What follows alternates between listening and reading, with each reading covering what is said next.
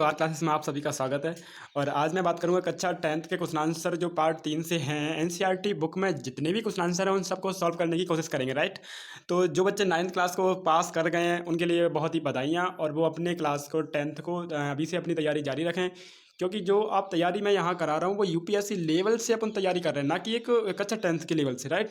और कक्षा 6 to 12th यहाँ पर वीडियो आने वाली है। आईआईटी जी की परीक्षाओं की तैयारी भी इस चैनल पर होगी आगे चलकर। फिलहाल मैं जो छोटी छोटी कक्षाएं हैं उनको कंप्लीट करने में लगी है टीम। तो नोटिस पीडीएफ बनाना और एप्लीकेशन को तैयार करना इस तरह से। तो इस चैनल पे जितना भी मटेरियल है वो आपके लिए ही है, तो आप बस इस चैनल को अपने दोस्तों में शेयर करें, लाइक करें, सब्सक्राइब करें। और यहाँ से जितनी भी पढ़ाई आप ले सकते हैं इस कोरोना वायरस के टाइम पर, ऑनलाइन क्लास ही बहुत ज़रूरी है और अच्छे मार्क्स लाने के लिए, राइट। तो मैं फिलहाल बात करूं कि जैसे कि यहाँ पर क्वेश्चन आंसर फर्स्ट जो एनसीईआरटी बुक से जितने भी क्वेश्चन आंसर उसके अंदर पार्ट में कुछ क्वेश्चन आंसर होते हैं, कुछ उसके बाद एक्सरसाइज में पूछे जाते हैं, उन सबको सॉल्व करने का प्रयास है मेरे द्वारा, थोड़ा समझाने का प्रयास है, राइट। तो आप समझ कर याद करेंगे तो कभी भी भूलने का प्रयास होगा ही नहीं, और आगे चल के आईआईटी जी की परीक्षाओं में थोड़ा सा हेल्प होगी, आपको पढ़ने में सरलता आएगी, राइट। तो अब मैं स्टार्ट करने से पहले आपको बता दूं कि ये जो चैनल है वो कक्षा 6 to 12th के लिए बेसिकली बनाया गया है, लेकिन आगे एक्सपर्ट के द्वारा यहाँ पर आईआईटी जी की परीक्षा और यूपीएससी की तैयारी भी इस चैनल पर कराने की संभावना है, अभी बन रही है जो संभावना। चलो ठीक है, आगे बढ़ते हैं। कक्षा 10th की मैं बात करूं तो कक्षा 10th की जो धातु अधातु वाला चैप्टर मैंने नोटिस में तैयार कराया है। बेसिकली वैसे नोटिस याद करने के लिए काफ़ी है, राइट। पर क्वेश्चन आंसर कैसे बनते हैं एनसीईआरटी बुक्स में और किस तरह से सॉल्व करेंगे, तो नोटिस वहाँ पर थोड़ा सा कम इंपॉर्टेंट हो जाता है कि सर क्वेश्चन आंसर उसमें से सॉल्व कम हो पा रहे हैं। तो यहाँ पर क्वेश्चन आंसर को भी आप एक बार देख लेंगे तो नोटिस से ही वो क्वेश्चन आंसर आ जाएंगे, आपको ज़्यादा एक्स्ट्रा लिखने की या सोचने की जरूरत नहीं है, राइट। तो मैं बात करूँ ऐसी, जैसे कि फर्स्ट क्वेश्चन आंसर यहाँ पे है कि ऐसी धातु का उदाहरण दीजिए जो क्या उन्हें कमरे के ताप पर द्रव होती है, या फिर दूसरा ऑप्शन है यहाँ पर कि चाकू से आसानी से काटी जा सकती है और ऊष्मा की सबसे अच्छी चालक होती है और ऊष्मा की कुचालक होती है। चालक होना, कुचालक होना, द्रव होना, ये सब मैं पहले नोटिस में समझा चुका हूँ। तो यहाँ पर ऑप्शन जो ए का ऑप्शन है कि कमरे के ताप पर जो द्रव होती है वो Hg यानी मरकरी होती है, राइट।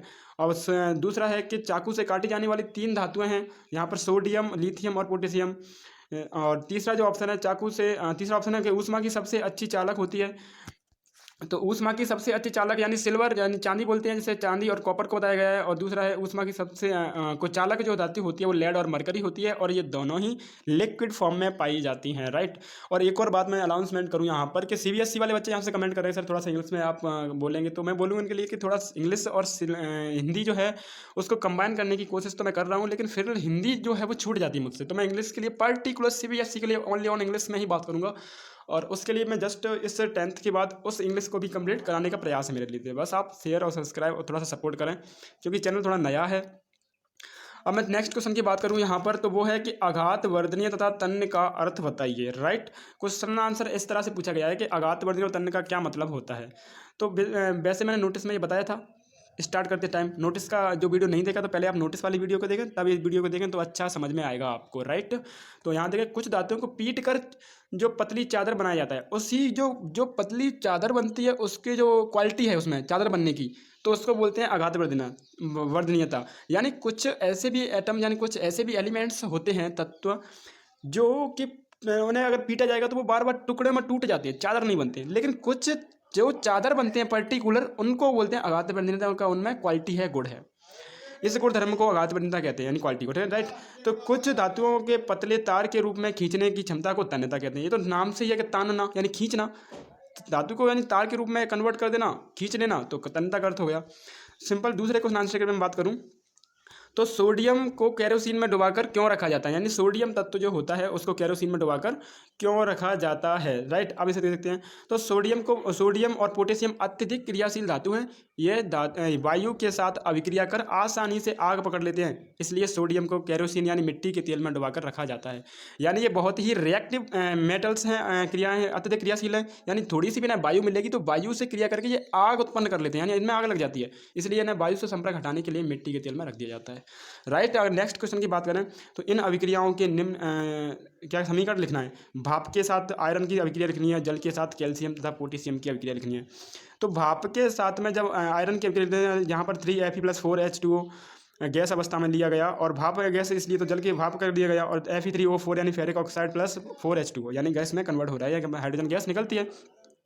और दूसरी उसने पूछा जल के साथ कैल्शियम तथा पोटेशियम की अभिक्रिया। तो कैल्शियम की एक ले ली यहाँ पर, कैल्शियम की जल के साथ अभिक्रिया कराई गई। तो जल जो है वो लिक्विड फॉर्म में है और कैल्शियम है वो सॉलिड फॉर्म में है। तो कैल्शियम हाइड्रोक्साइड बना तथा हाइड्रोजन गैस निकल जाती है।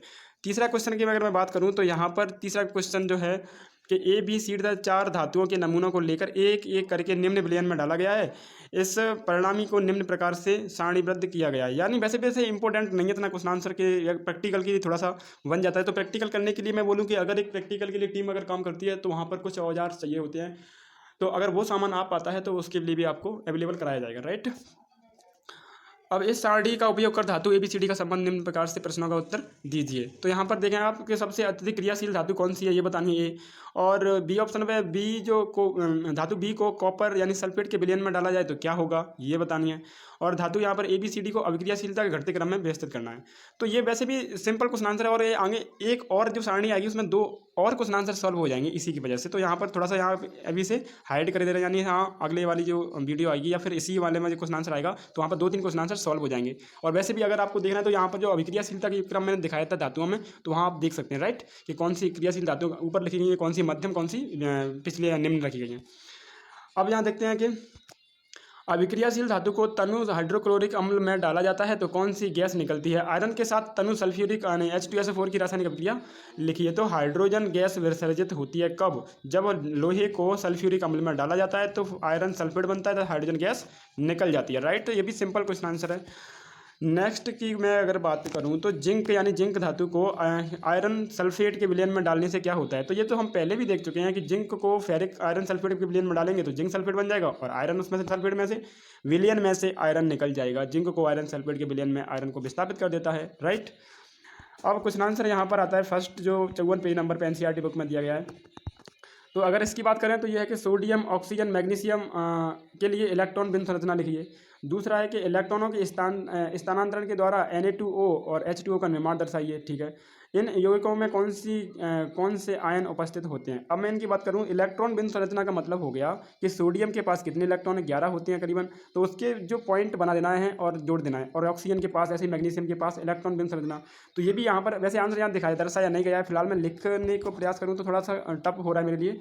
मैं आगे जो एक और वीडियो आ रहा है उसमें ये पेज पेन टैब से आपको राइट कर दूंगा, यार नहीं आपको समझा दूंगा, क्योंकि ये समझाने वाली बात इसमें लिखने का ऐसा कुछ नहीं है याद करने वाला, ठीक है। तो नेक्स्ट अगर आ रहा है कि आयनिक यौगिकों के गलनांक उच्च क्यों होते हैं।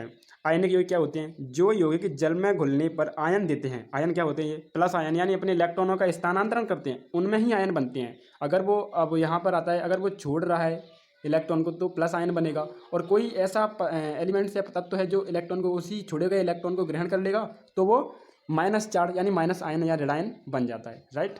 तो मैं बताऊं कि आयनिक यौगिक को परस्पर आयनिक आकर्षण बहुत ही ज़्यादा शक्तिशाली होता है, ये बात ठीक है। इस शक्तिशाली बंध को तोड़ने के लिए आयनिक ऊर्जा की आवश्यकता होती है, इसका गलनांक उच्च होता है। इतना ही पूछा कि आयनिक यौगिकों का गलनांक जो होता है थोड़ा सा हाई होता है, वो क्यों है। तो उनका आकर्षण बहुत ही शक्तिशाली होता है, इसी शक्तिशाली बंध को तोड़ने के लिए ऊर्जा ज़्यादा चाहिए, इसलिए उनका गलनांक उच्च होता है। तो ये तो सिंपल था। अब यहाँ से पेज नंबर 59 NCERT बुक्स में दिया गया है क्वेश्चन आंसर। तो उसमें ये बताया कि निम्नलिखित पदों की परिभाषा दीजिए, यानी खनिज क्या है, अयस्क क्या है और गैंग क्या है। ये मैंने नोटिस में और अच्छे से क्लियर कराया आपको, खनिज क्या है, अयस्क क्या है और ये गैंग। अब मैं बताऊँ यहाँ पर खनिज। तो खनिज का मतलब पृथ्वी पर जो भी मटेरियल है वो सब खनिज है, राइट। जैसे आप अपनी लोकल लैंग्वेज में बोल देते हैं अपन खदान है, तो वहाँ पर जो है वो खनिज है। अब खदानों में से अगर कार्बन निकल रहा है तो वो से कार्बन के साथ मिट्टी भी निकल रही होगी, पत्थर भी निकल रहे होंगे, तो उनको बोलते हैं कि वहाँ लेकिन कार्बन ज़्यादा निकल रहा है इसलिए बोलते हैं कार्बन अयस्क है इसमें।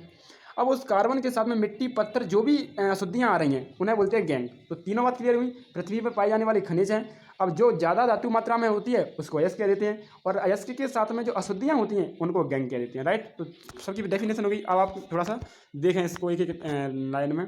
खनिज वे पदार्थ होते हैं जो धातुएं अपने यौगिकों के रूप में पाई जाती हैं, ठीक है। ऐसे खनिज जिनमें धातुओं का निष्कर्षण अत्यधिक सरल या उपयुक्त होता है अयस्क होते हैं, ये भी सही है। पहले आप नोटिस में से ये वाला जो लाइन को याद रखें, वहाँ ही सिंपल होगा। खनिज प्रकृति में शुद्ध रूप में पाए नहीं जाते हैं, इनमें उपस्थित। चलो छोड़ो यहाँ से, क्योंकि ये इंपॉर्टेंट यहाँ से थोड़ा सा लैंग्वेज बकवास लग रही है मुझे, तो वो जो नोटिस वाला है उसमें थोड़ा सा अच्छे से मैंने समझाया है, राइट। जो बताया था वही है अभी।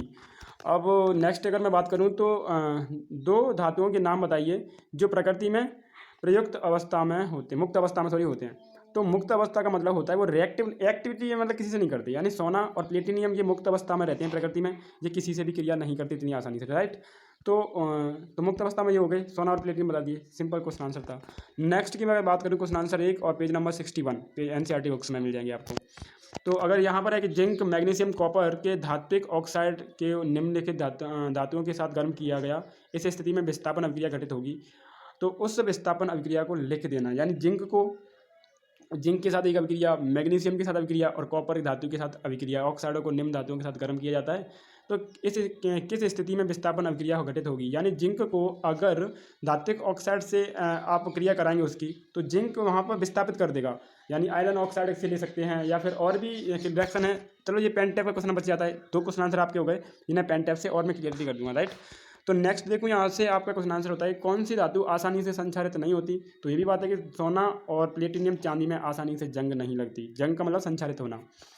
और क्वेश्चन आंसर की बात करें तो मिश्र धातु क्या होती है। यहाँ क्वेश्चन आंसर में देखना बड़े सिंपल ही क्वेश्चन आंसर पूछे गए हैं 10th लेवल से कि 2 या 2 से अधिक धातुओं के समांगी मिश्रण को मिश्र धातु कहते हैं। समांगी मिश्रण क्या होता है, अब मैं बताऊँ कि जल में और आप चीनी मिलाओ तो वो समान मात्रा में पूरे जल में फैल जाएगी, चाहे उसमें से 1 बूंद निकालो, चाहे उसमें से 1 गिलास पूरा निकाल लो, तो वो आपको 1 बूंद और उसका टेस्ट जो होगा वो सेम नजर आएगा, राइट। उसमें जो अणुओं की संख्या होगी वो समान मात्रा में होगी, इससे बोलते हैं समांगी मिश्रण।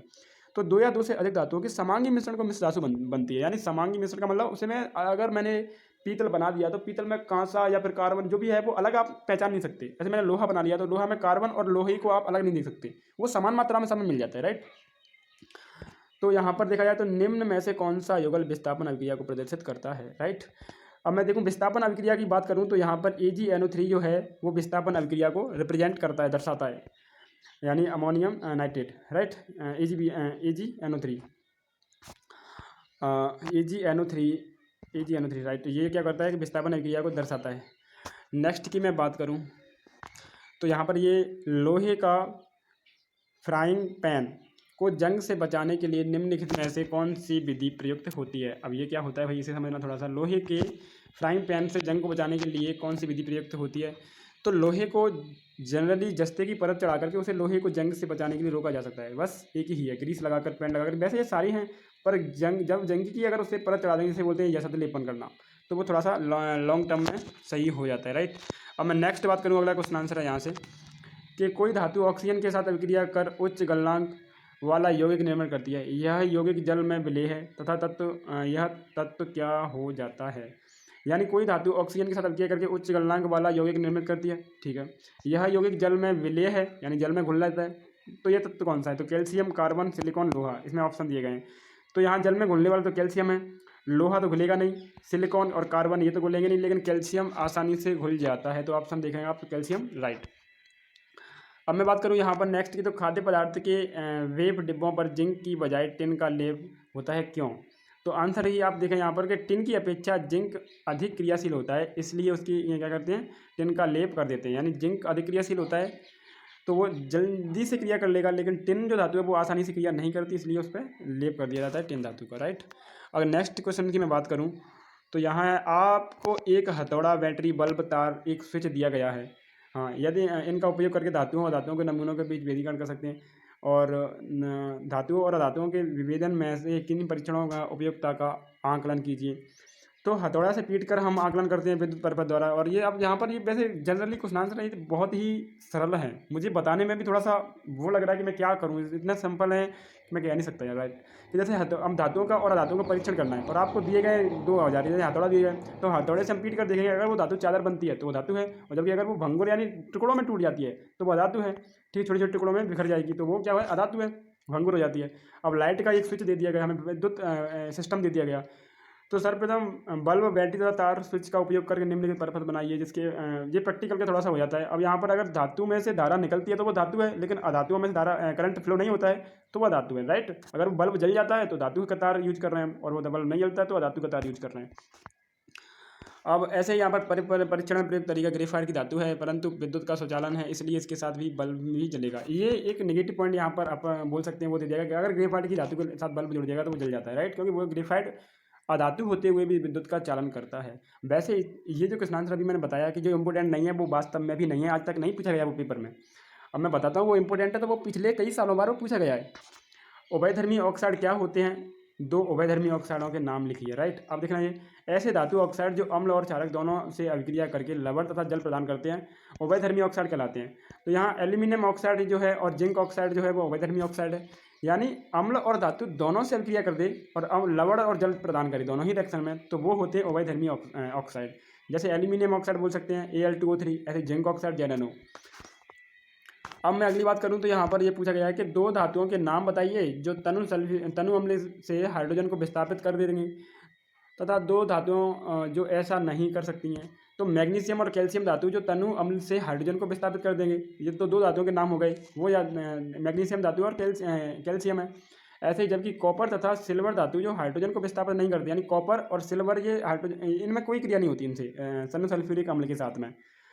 सिल्वर धातु हाइड्रोजन से विस्थापित नहीं कर पाएंगी क्योंकि धातु हाइड्रोजन से कम क्रियाशील होती है, यानी ये जो हाइड्रोजन से कम क्रियाशील धातु होती है, राइट। नेक्स्ट की मैं बात करूं तो यहाँ है कि यहाँ पर किसी धातु एम के विद्युत अपघटनी परिष्करण में आप एनोड कैथोड और विद्युत अपघटन से कैसे बनाएंगे। तो ये भी प्रैक्टिकल हो गया एक तरह से क्वेश्चन आंसर कि धातु एम में के विद्युत अपघटनी परिष्करण के लिए शुद्ध धातु एम के लिए एनोड बनाते हैं और जो शुद्ध धातु एम के लिए पतली कैथोड बना देते हैं और विद्युत अपघटन का अम्लीय विलयन यानी ले लेते हैं। 3 पॉइंट लिखने थे वैसे भी, और वैसे भी सिंपल है यार कि एनोड कैथोड वाला मैंने एक बार दूसरा वाला वीडियो है उसमें अच्छे से मैंने समझाया इसको, राइट। तो वहाँ पर कॉपर सल्फेट के विलयन से कॉपर अलग हो रहा है और वहाँ पर जो अवक्षेपण है वो जम जा रहा है तली में। तो नेक्स्ट की मैं बात करूँ यहाँ तो ये है कि क्वेश्चन आंसर है कि 9 है जे प्रत्यूष ने सल्फर चूर्ण को स्पैचुला में लेकर उसे गर्म किया। चित्र के अनुसार एक परख नली को उल्टा कर उसे उत्सर्जित गैस को एकत्र किया। अब यहाँ पर आपको ऑप्शन से दिए गए हैं कि गैस की क्रिया क्या होगी, सूखी लिटमस पत्र पर क्या होगी, आर्द्र लिटमस पत्र पर क्या होगी। अब मैं बताऊं तो एसिड जो होगा वो सूखे लिटमस पत्र पर कोई भी अभिक्रिया नहीं करेगा। आर्द्र का मतलब होगा वो नमीदार लिटमस पत्र से अभिक्रिया कर लेगा, राइट। ऊपर की अभिक्रियाओं के लिए संतुष्ट रासायनिक समीकरण लिखी। कोई बकवास क्वेश्चन है, कुछ मैं कह सकता हूँ, कई बार कभी नहीं पूछा गया। नेक्स्ट में बात करूँ क्वेश्चन 10 की, तो लोहे को जंग से बचाने के लिए 2 तरीके बताइए। तो ये भी बहुत ही सिंपल है, बहुत ही इंपॉर्टेंट भी है। लोहे को जंग से बचाने के लिए यशद लेपन करते हैं। इस विधि में लोहे धातु इस्पात पर जिंक की पतली परत चढ़ा दी जाती है, राइट।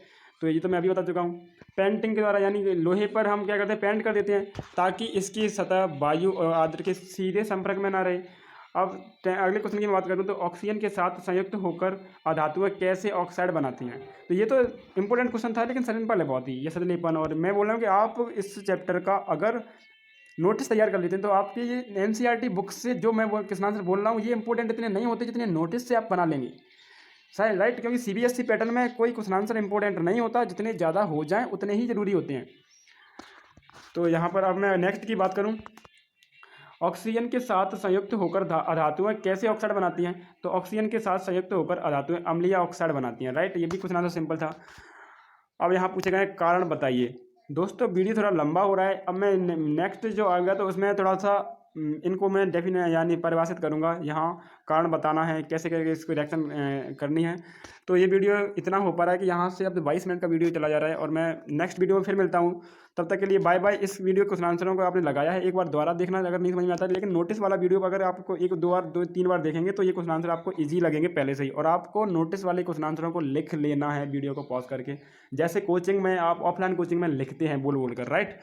तो मैं बताऊं यहाँ पर आज इतना काफ़ी है, इतने अभी आप नोटिस को तैयार करेंगे।